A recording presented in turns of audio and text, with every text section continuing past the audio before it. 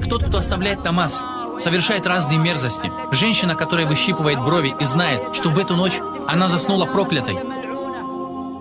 Пророк, да благословит его Аллах и приветствует, сказал: Аллах проклял женщин, которые выщипывают брови и которым выщипывают брови, которые делают татуировки и которым делают татуировки, которые распиливают зубы для красоты. Пророк, да благословит его Аллах и приветствует, также проклял тех, кто вешает себе на голову накладные волосы, и тех, кому эти волосы подвешивают, и ту, которая выщипывает свои брови. Пророк, да благословит его Аллах и приветствует, проклял женщин, делающих татуировки, и тех, кому эти татуировки делаются. Хорошо, если эта женщина, которая выщипывала свои брови, будет знать, что в эту ночь она будет проклята на небесах, проклята перед Аллахом, ее муж рядом с ней, и она проклята, готовит еду детям, будучи при этом проклятой, пошла в мечеть, будучи проклятой, вышла из мечети, будучи проклятой. А если бы она вспомнила о своем грехе, который совершила? Она же боится смерти. Она говорит: я не хочу умирать так, не хочу заходить в могилу, будучи проклятой. Я каюсь перед Аллахом и прошу у него